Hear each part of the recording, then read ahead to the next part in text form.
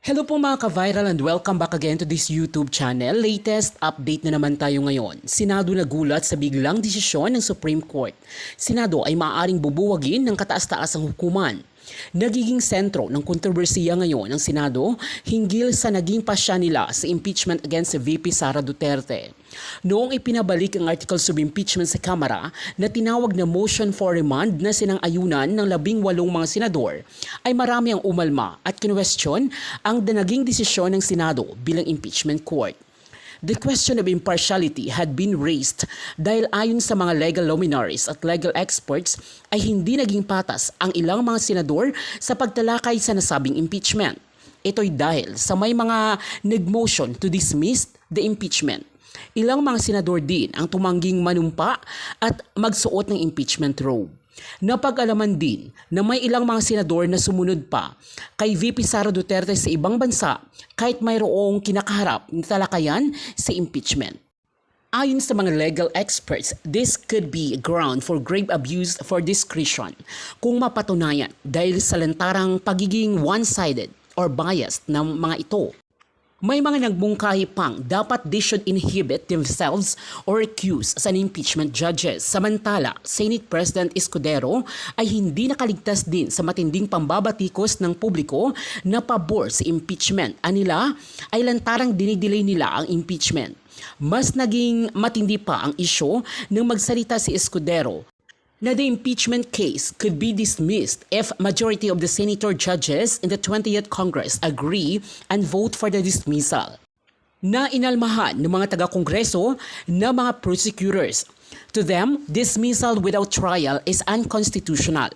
Anila, their possible recourse kung mangyayari itong dismissal ay is to file a petition to the Supreme Court para harangin ang desisyon ng Senado. Sa pagsisimula ng 20th Congress ay pipili ang Senado ng bagong Senate President. Naging matunog ngayon ang pangalan ni Soto at Escudero sa pwesto ng pagiging SP. Sa katapusan ng buwan ay malalaman na ang bagong Senate President. Expect the Senate Impeachment Court to tackle this ad cautelam because the spokesperson has said that this will be the first on the agenda when the points raised by the Vice President are actually already before the Supreme Court. So paano kaya yung usapin na yun? Magtatagal po ba yun or could it be resolved in one sitting? No, we precisely we do not see where the Senate impeachment court, the Senate President is coming from, because a hearing on a motion to dismiss is not a trial. Ang operative word sa rules of the Senate impeachment court and in the Constitution is to try and decide. And decide would mean a full-blown hearing on the evidence. In the order of trial, unang-unang magpipresent ang prosecution to present its evidence. After that, then it will be the defense. Now, there's due process there because the prosecution's witnesses and the documentary evidence can be subject of cross-examination questions and clarificatory questions by the defense of VP Sara and her team. So, when it comes to how should the motion to dismiss be treated, then VP Sara should present it when it is her time to present evidence because sa pagbasa natin ng kanyang answer ad cautelam, walang evidence doon. Despite the Vice President's public announcement that she is willing to go to trial and to present a bloodbath of evidence. But the answer is this. The motion to dismiss betrays her lack of candor because wala namang sinabing ebidensya sa answer ad cautelam nor sa motion to dismiss. So, where is the evidence that she promised? In fact, lahat na ng allegations sa articles of impeachment, dininay niya. Ang inadmit lang niya yung personal circumstances niya. No? Her name, her address, and her position as Vice President. No? I've said before, parang she should deny na that she's Vice President because she does not act as if she's Vice President of the Republic. She's going around just done 4 times in a month. She's gone abroad. And her mission is to destroy the stability of the administration. to destroy the trust of the people in the justice system.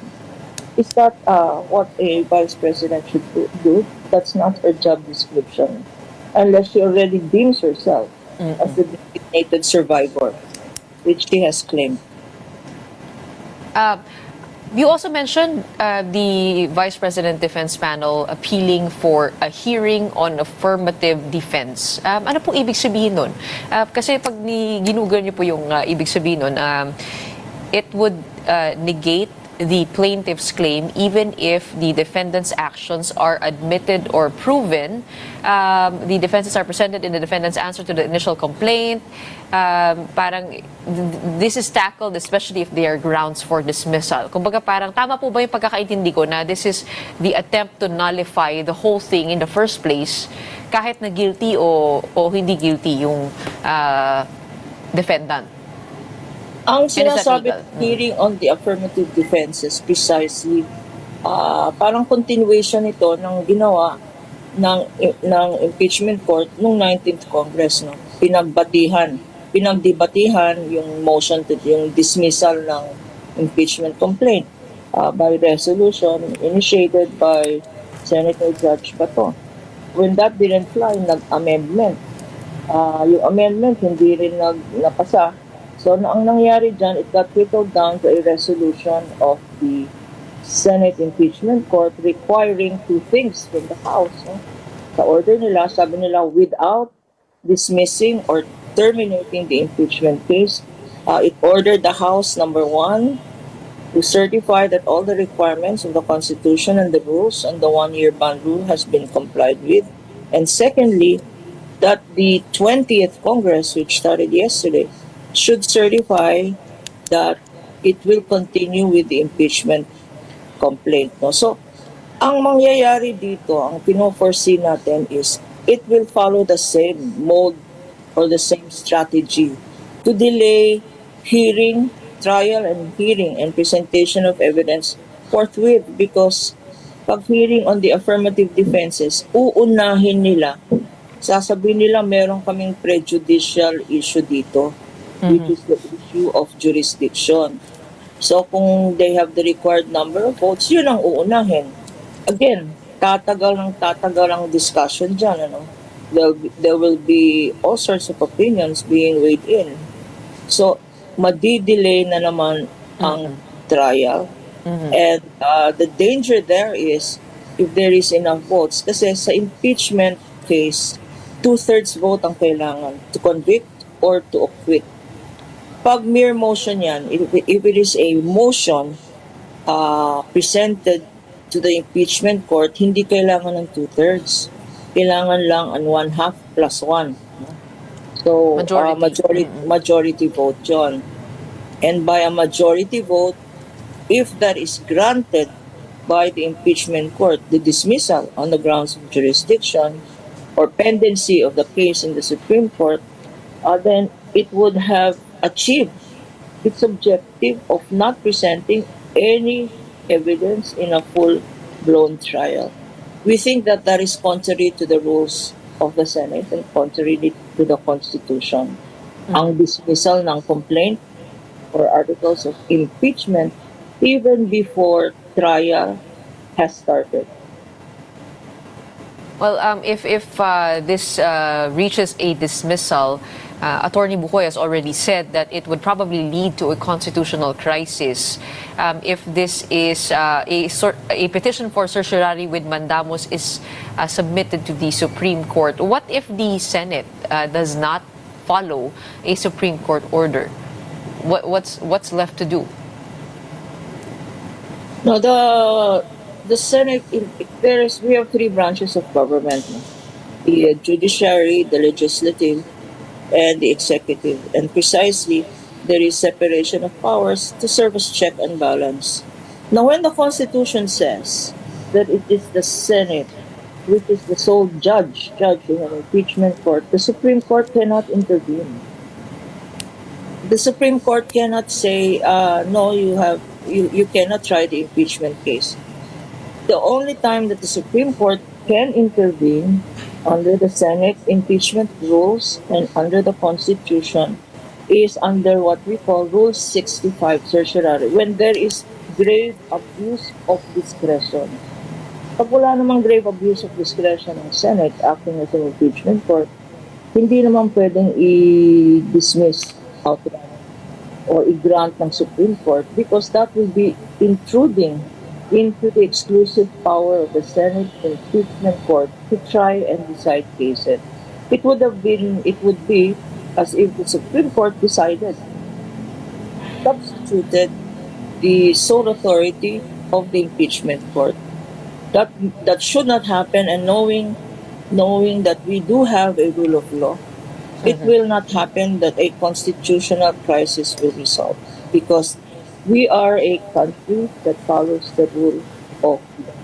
I am of the belief that the Supreme Court will not interfere and will not substitute its own judgment for the judgment of the impeachment court. Okay. Finally, you've seen the evidence, am I correct, that the prosecution team has? Yes, because it is the articles of impeachment tsaka yung mga annexes there, which is evidence, no? Evidentiary, is in the Senate website, no? The impeachment website. Also, we have seen almost daily the evidence presented in the House, in aid of legislation, nakasigat ng evidence there. How inquiry on confidential funds, the inquiry on extrajudicial killings, the inquiry on the hiring of an assassin and threats against the President, the First Lady, and the Speaker, the inquiry on aliases and malversation of funds, on bribery, on acts of sedition. All of these have been presented on live TV, and we have assessed that evidence, and it really is very strong. Apart from blanket denial by the Vice President in her answer, motion to dismiss, she has presented zero evidence. So, in the balancing of evidence, I think if the senator judges exercise their political neutrality and the applicable rules on impeachment, then I have no doubt that there will be a clear road to conviction. I guess the question is there anything that we haven't seen yet? Kasi nabanggit niyo po na lahat po ay na-present na sa live TV. Yes, well, I think that is why doon siguro natatakot ang Vice President.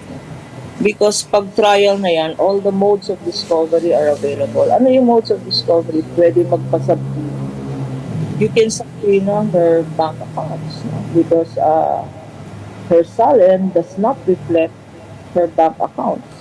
There is a deliberate omission of how much money she has in the bank. That can be subpoenaed. They cannot hide under the bank secrecy laws because klaro sa batas na pag impeachment case yan, it is an impeachment court that orders the production of documents, subpoena testificando and subpoena to produce documents, lalabas yan yung bank records ng Vice President acting as such, and also when she was mayor of Davao City, and also when she was DepEd Secretary. That ayaw nilang palabas yan. Lalabas yan in a trial. The public prosecutors can also subpoena the names, the real names of these alleged recipients of confidential funds. No? So yung mga listahan ng yung sinertify ng Statistics Office na wala namang existing birth records yung mga nasa listahan. Because under the COA rules and the circulars, it is imperative that any government agency, and that includes the Vice President's office and the DepEd, should have the names of real people, Correct. real recipients of real money in a vault. Ito na mainit na pinag-uusapan po, Attorney Cayosa, ito pong pagdedesisyon Ang issue na kakaharapin sa pagbabalik po ng Senate Impeachment Court ay ang una, ang issue ng jurisdiction, kung may jurisdiction Nga ba? ang Senate Impeachment Court. Number 2, kung violative of Section 3, Article 11 of the Constitution na pinagbabawal ang multiple impeachment complaints against the same impeachable official within the period of 1 year. Yun po ang kinakaharap po at kakaharapin. Nung nakita natin 3 weeks ago, si Senator Bato de la Rosa already did it. He filed a motion to dismiss. No, ito po ang katanungan ko. In the matter of questioning itong jurisdiction, kung may jurisdiction ng impeachment court, even before the trial proper begins, at bigyan ng pagkakataon yung House Prosecution Panel to present their evidence. Is this something, ano po ba ang tama at nararapat? Is the law, ang ating bang konstitusyon, ang Senate impeachment rules, meron bang hayagan? Does it expressly provide na ang nararapat na kumwestiyon sa jurisdiction ay ang yung 16 na abogado, which constitutes the defense panel of VP Sara Duterte? Pwede ba na ang senator judge, yung hukom mismo, ang maghain ng motion para ibasura to dismiss the impeachment complaint? Meron bang batas? Meron bupang decided case ang Supreme Court? May legal precedents po, attorney? Pagdating sa impeachment, wala naman a case and point. But yung wording ng Constitution mismo na try and decide, kaya trial shall by the Senate shall forthwith proceed, malinaw na ang intention ng impeachment court o ng impeachment, marinig magkabilang panig. No? It goes to a full-blown trial.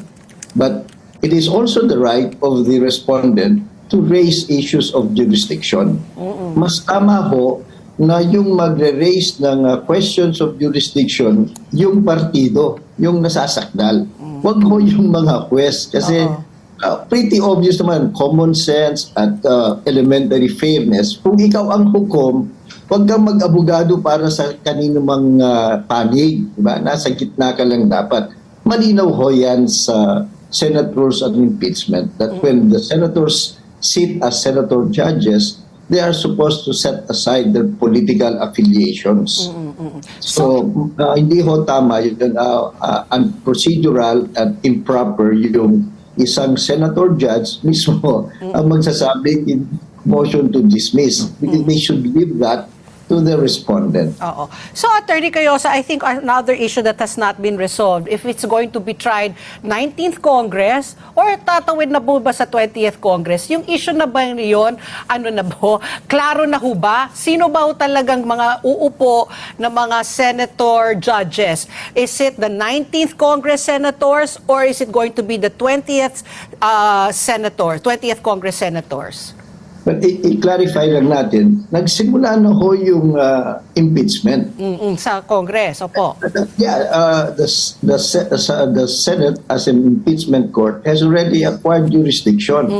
Pinasagot na nga yung yung nasasakdal, ang Vice President, sumagot na nga siya. So nagsimula na ho ang impeachment. Ngayon, dahil nga sa kagawan mismo ng 19th Congress ng ating mga senador, na drinibon nila noong February 5, hindi nila binigyan ng attention ito, and then pinuspond uli nila yung pagbabasa ng sakdal, wala na silang masyadong oras.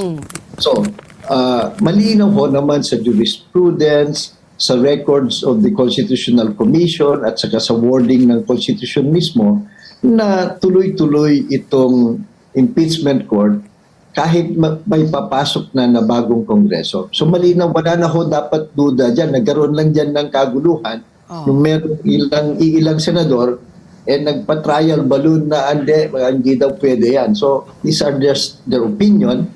But practically all legal experts, yung mga authors of the 1987 Constitution, pinaliwanag na ho nila na hindi tama yung paningin nung ilang senador. Tatawid talaga ito sa 20th Congress. Okay. And having said that, eto na, we have the Senate, no, sitting as Senator Judgment, Senate Impeachment Court, and then we have the Supreme Court. So meron pong mga nakabinbin, pending cases po, na inihain sa ating Korte Suprema. Essentially, the same issues have been raised. So, issue ng jurisdiction, issue ng kung labag ba sa ating saligang batas, ito against yung 1-year bar rule. So, pagdating po, ito, hindi ko paintindi nyo sa amin kasi korte ang Senado ngayon, may Korte Suprema facing the same issues. Paano po pagbukas ng, pag nag-reconvene yung Senate as an impeachment court? Nang hindi pa nagdedesisyon yung Korte Suprema, wala pang nilabas na ruling on the same issues, ano po ang maaaring maging senaryo? Pag dinismiss ng Senado, sasabihin na nagbotohan sila, and alam po natin naman, hindi na ba magkakaila, that the vote would be how you vote is among the senators, kung kaalyado ka ni VP Sara at gusto mong ibasura na yung impeachment complaint na yan, kung kunwari yung boto is ibasura, dismiss yung impeachment complaint without, not based on the merits of the case kasi hindi na natin mapapakinggan yung ebidensyang ihaharap ng prosecution panel. Pwede ka bang tumakbo sa Supreme Court ngayon to question the decision of the Senate Impeachment Court? Hindi ko maintindihan kung merong hierarchy of courts na mas mananaig pa rin ang decision ng Korte Suprema being the final arbiter and the highest court of the land, o hindi pwedeng manghimasok ang Korte Suprema sa desisyon ng co-equal branch of government. Pakipaliwanagan nga po, Attorney. Let me put it in context. Pagdating ng 20th Congress, tuloy yung impeachment court. Despite the fact na nakatatlo ng petition ang kampo ni Vice President Sara Duterte sa Supreme Court.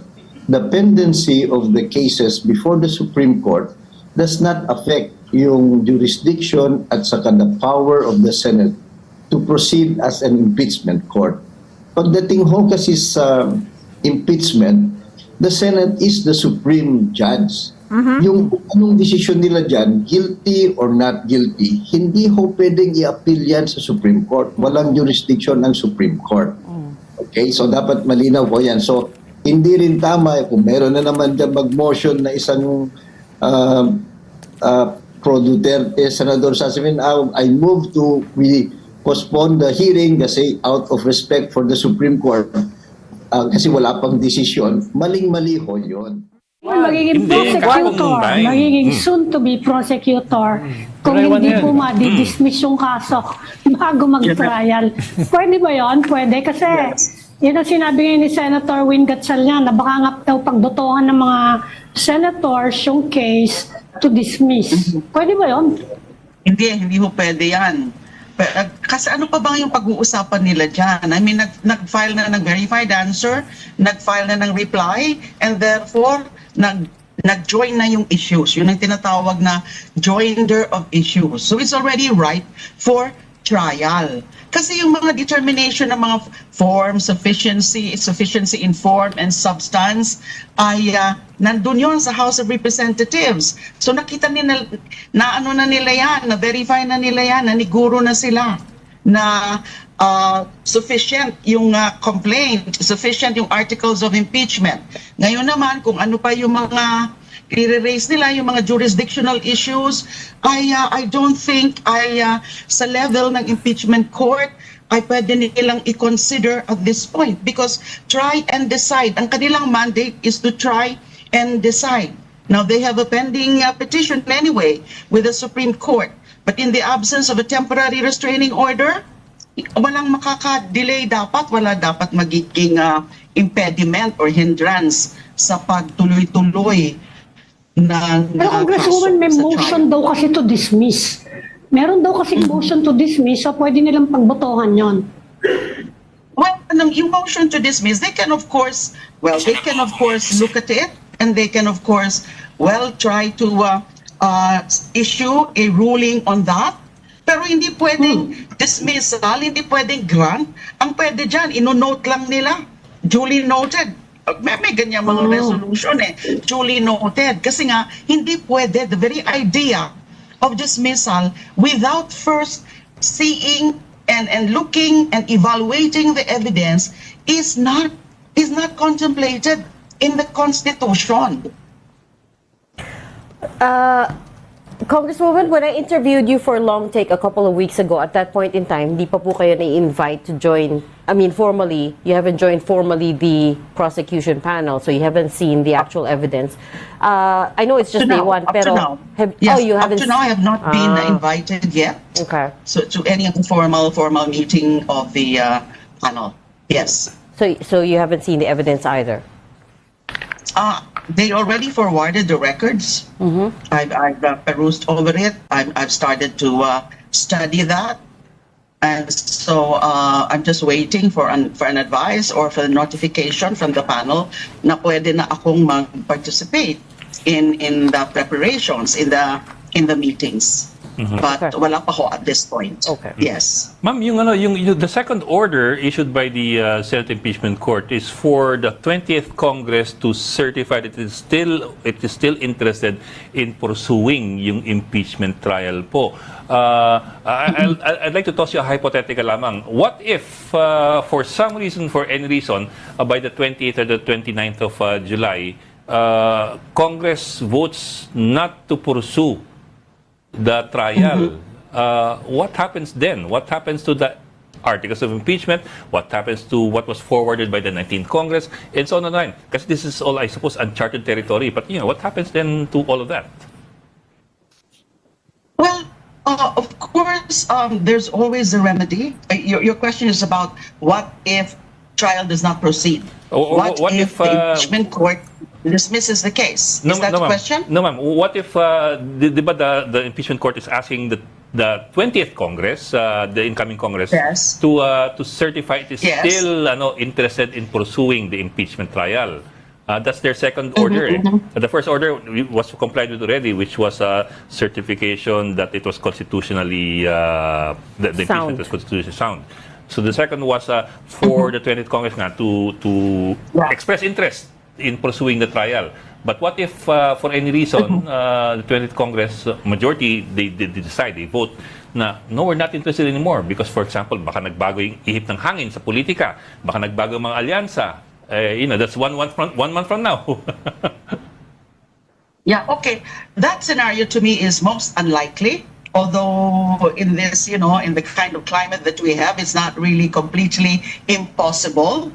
But I don't see that really happening because remember that the articles of impeachment, when transmitted, actually carried more than 1/3 votes. A lot more than 1/3, 215, and even more than 215 votes. So I doubt if there's going to be any change of position, a change of vote by the majority of the House of Representatives. So it's not about really yung ibabalik talaga in totality yung articles of impeachment, but just a manifestation, is an information, a manifestation, an information to be brought to the attention of the Senate as an impeachment court, that yes, we are proceeding with the impeachment. Although that's not supposed to be, pareho kasi yung dalawang points na yun, the reasons for the remand are actually very questionable. Even yung pag-remand just to ask for a certification that it complied with all the constitutional requirements, that's not proper. There's no such thing because the very transmittal